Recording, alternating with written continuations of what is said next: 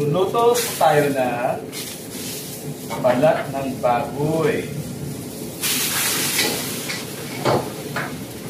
Lunch muna natin. Ito po yung mga balat ng baboy na aking pinalambot. Naglagay po tayo na sibuyas at saka bell pepper. Bali, sinama na po natin dito sa pagpakakulo itong sibuyas at bell pepper.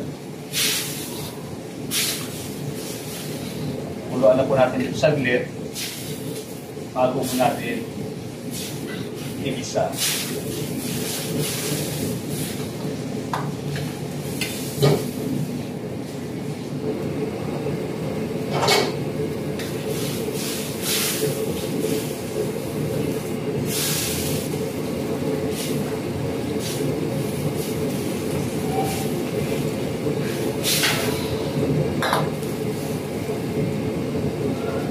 Ayos rin, okay rin. Huwag na overcook yung mga gulay.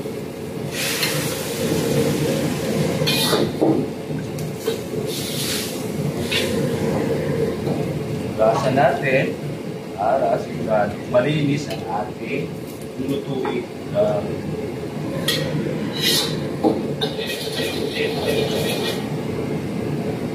Ito po yung aking complete ingredients na chili garlic paste. Bali, kompleto na po ito sa ating may mantika. So, hindi na natin po kailangan maglagay ng mantika. Meron po siyang mantika. Chili oil. Ito po ay aking homemade na chili garlic paste.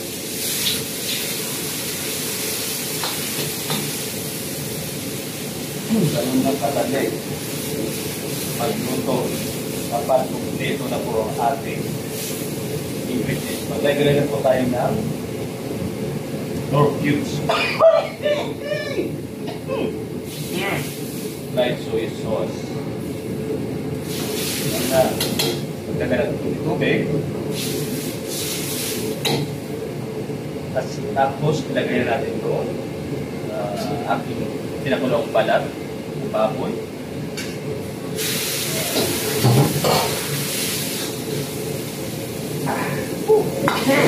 Aray po!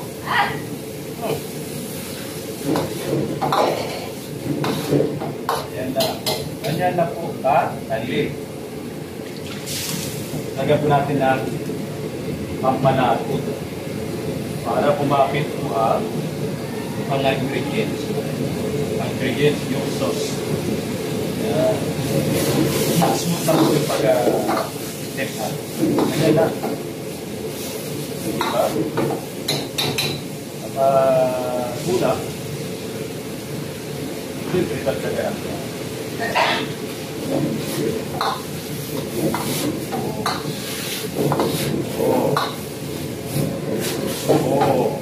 Diba?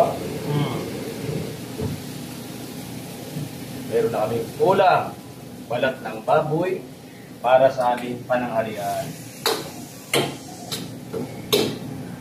Thank you for watching. Uri.